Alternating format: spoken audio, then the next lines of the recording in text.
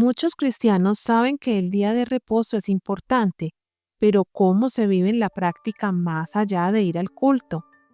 En esta clase transformadora de la palabra de vida, revelaremos cómo guardar el día de reposo de una manera que se convierta en un ensayo para el reposo eterno. Aprenderemos los 3 principios fundamentales que cambiarán tu perspectiva sobre el domingo y aprenderás pasos prácticos para preparar tu corazón desde la mañana, vencer la distracción en la iglesia y hacer de este día un verdadero deleite que te acerque a Dios y a la gloria que nos espera.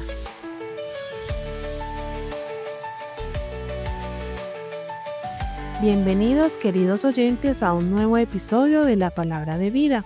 Soy Yasmín y como siempre me acompaña mi esposo, el pastor Juan Cardona. Hoy continuamos con nuestra serie sobre el día de reposo y llegamos a la clase número 19.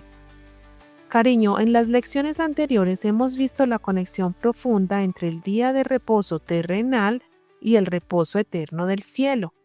Pero hoy vamos a abordar algo mucho más práctico y personal, ¿verdad? Así es, Linda. Hasta el momento hemos entendido qué es el día de reposo y por qué es importante. Pero ahora la pregunta crucial es, ¿cómo lo guardamos de una manera que realmente nos prepare para la eternidad? Ujú. Creo que muchos de nuestros oyentes se han preguntado esto. Mm, Tal vez han pensado, está bien, entiendo que el domingo es especial, pero ¿qué hago exactamente? ¿Cómo se ve esto en la práctica real de mi vida? Linda, esa es una pregunta bien importante. Guardar el día de reposo no es simplemente una lista de sí y no. Es mucho más que eso. Hay 3 principios fundamentales que deben guiar nuestro corazón y cuando los comprendamos, todo lo demás fluirá naturalmente. Ujú. ¿Y cuál es el primer principio? El primer principio es las actividades durante el día de reposo en la tierra deben imitar las actividades del cielo. ¿Se dan cuenta de lo transformador que es esto? Ujú. No estamos simplemente pasando el tiempo el domingo. Estamos ensayando para la eternidad. Cada domingo es como un ensayo general para lo que haremos por toda la eternidad. Cariño, esto significa que cuando elegimos nuestras actividades dominicales, en realidad estamos declarando qué tipo de eternidad esperamos, Mm, ¿verdad? Sí, qué interesante lo planteas. Y aquí está el desafío para todos nosotros. Como pecadores, tenemos esa tendencia natural a desear recreación mundana, incluso en el día que Dios ha apartado como sagrado. Pero cuando elegimos adorar a Dios en su día, estamos mortificando esos deseos carnales y elevando nuestra mentalidad hacia lo celestial. Ajá. ¿Y cuál es el segundo principio? Bien, el segundo principio es hermoso. La forma en que guardemos el día de reposo debe causar un mayor anhelo por llegar al cielo. Queridos oyentes, esto es una prueba, pudiéramos llamarla, del corazón. Examinen sus actividades dominicales. ¿Los hacen apegarse más a lo terrenal o los elevan hacia lo celestial? ¿Terminan el domingo sintiendo más deseo, más hambre de Dios? ¿O están más satisfechos con las cosas de este mundo? Esa es una pregunta que realmente penetra el alma. ¿Y cuál es el tercer principio, cariño? El tercero me emociona especialmente. Guardar el día de reposo como Dios espera que lo hagamos aumentará nuestra confianza en su palabra y sus promesas. ¿Saben por qué? Porque en la tierra vivimos por fe, pero en el cielo será por vista. Cada domingo, bien guardado, es un acto de fe que fortalece nuestra confianza en las promesas de Dios. Cariño, pero ¿cómo se ve esto en la práctica? Empecemos por la mañana del día de reposo. Linda, me emociono cuando hablamos de esto porque es donde la teología se encuentra con la vida práctica. El día de reposo comienza desde que despertamos y cada momento puede ser una preparación para encontrarnos con nuestro Dios y Rey. Primero, la preparación previa. No podemos llegar al domingo sin habernos preparado. Es como, imaginen que van a encontrarse con el presidente de su país. ¿Llegarían sin preparación? Mucho menos cuando vamos a encontrarnos con el Rey de Reyes. Me gusta esa analogía. ¿Y qué incluye esa preparación? Apartamos nuestros pensamientos del mundo para pensar en lo celestial. Desechamos afectos impuros. Ponemos en sintonía el corazón con las cosas santas. Es como afinar un instrumento antes de tocar una orquesta sinfónica. Y aquí está algo bien hermoso. Debemos llegar con un corazón alegre por la llegada de este día. Isaías 58:13 nos dice que debe ser para nosotros un deleite. ¿Se imaginan? Un deleite. No una carga, no una obligación pesada, sino un deleite que anuncia el reposo eterno que nos espera. Ujú. Cariño, hay algo que me llama la atención. Mencionaste levantarse temprano. Sí, levantarse temprano. Piensa en esto. Si Cristo se levantó temprano ese día para salvarnos, ¿no lo haremos nosotros para adorarlo? Juan capítulo 20, versículo 1, nos muestra que muy de mañana, el primer día de la semana, fueron al sepulcro. Escuchen esta comparación hermosa que encontré. El agricultor se levanta temprano para arar. El viajero se levanta temprano para emprender su viaje. ¿Y nosotros no, que en este día viajamos al cielo? Fue aquel domingo de resurrección que el Señor Jesús, muy temprano en la mañana, se levantó de la tumba para sellar con su resurrección nuestra salvación.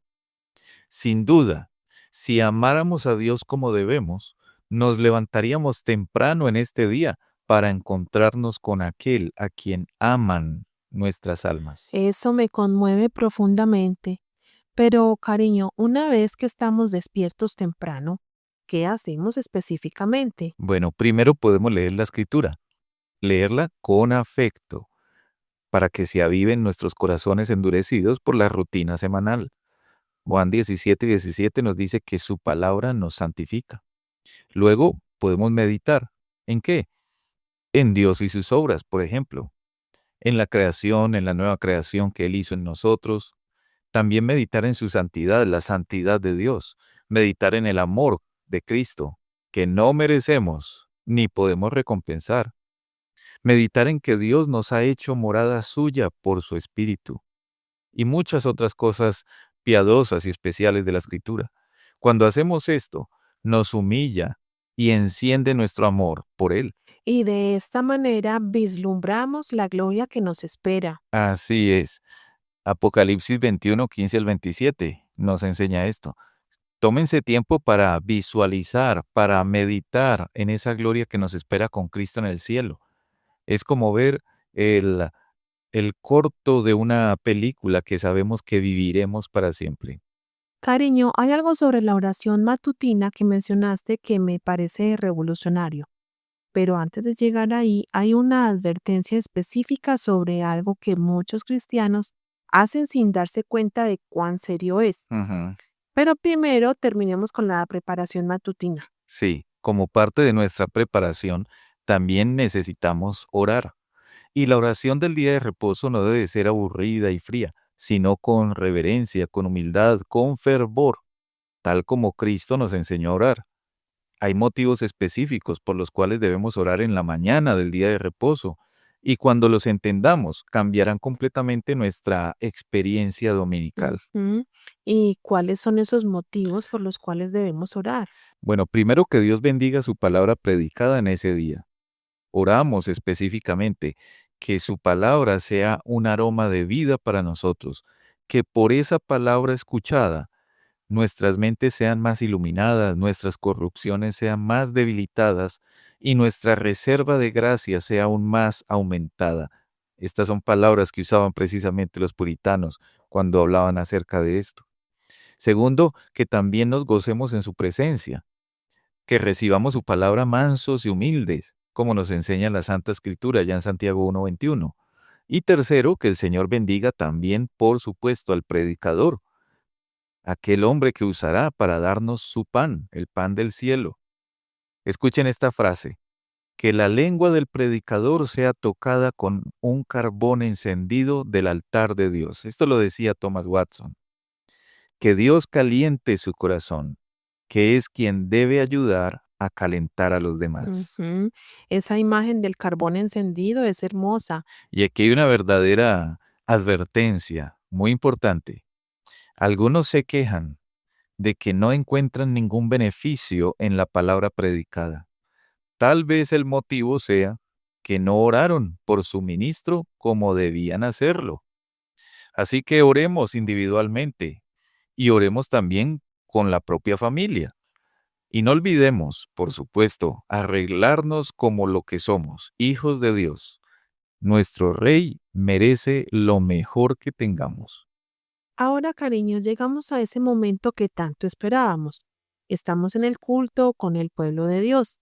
¿Qué pasa allí? Bien, al llegar, elevamos una oración para que Dios bendiga a su pueblo y su palabra. Y escucha una verdad muy importante a considerar. La palabra predicada no actúa como un medicamento por su propia virtud inherente, sino por una virtud que viene del cielo y por la bendición del Espíritu Santo. Por eso es necesario que elevemos una breve oración pidiendo bendición de Dios sobre esa palabra predicada para que sea eficaz en nosotros. Y luego viene la predicación. Exacto, ya llega el momento de la predicación, ya estamos en el culto escuchando al predicador. Cuando comience la predicación de la palabra, escuchémosla con reverencia, con santa atención. Lucas 19:48 dice que todo el pueblo estaba suspenso oyéndole. Y esa expresión es bien especial, porque algunos inclusive han traducido esa frase como que ellos estaban literalmente colgados de sus labios. Es como cuando tú y yo estamos escuchando a una persona y estamos como tan inmersos en lo que estamos escuchando que no dejamos de mirarle ni siquiera mover sus labios. Así estaba el pueblo escuchando al Señor hablar. Pero aquí también quiero que consideremos una advertencia seria. Debemos cuidarnos cuando estamos escuchando la palabra de Dios, por lo menos de dos cosas, como nos instruyen algunos puritanos. Dos cosas muy específicas que pueden arruinar completamente nuestra experiencia. El primero es evitar toda distracción y el segundo es evitar quedarnos Ujú. dormidos. Hablemos de las distracciones. Mm, Creo que todos luchamos con esto. Sí, las distracciones obstaculizan la devoción. La mente se agita con pensamientos vanos y se desvía de lo que se está haciendo. ¿De dónde vienen esos pensamientos vanos? Pudiéramos decir, por un lado, de Satanás. Él está presente en todas nuestras reuniones. Si no puede impedirnos que escuchemos, tratará entonces de estorbarnos.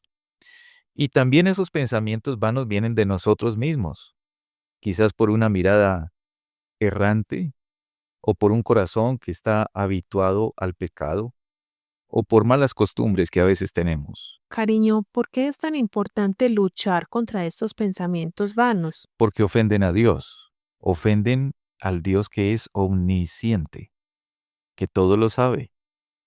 Nos convierte en hipócritas, mientras fingimos escuchar a Dios, cuando en realidad nuestro pensamiento está lejos. Desdice además de nuestro amor por Dios, da lugar a un mayor endurecimiento del corazón y nos quita también el consuelo que viene al escuchar la palabra con atención. ¿Y cómo los vencemos?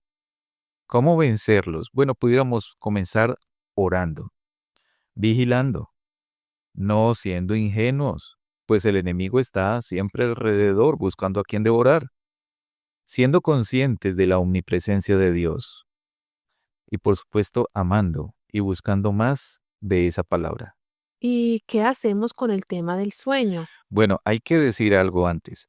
No estamos hablando de quienes lo hacen por motivos de edad. Sabemos que hay algunos ancianos en nuestras iglesias y les es difícil estar despiertos mucho tiempo. No estamos hablando de ellos, tampoco estamos hablando de aquellos que están enfermos. Cuando hablamos de evitar quedarnos dormidos, estamos hablando de aquellos que acostumbran voluntariamente a hacer así ante la palabra. Escuchen esta frase. La somnolencia muestra mucha irreverencia.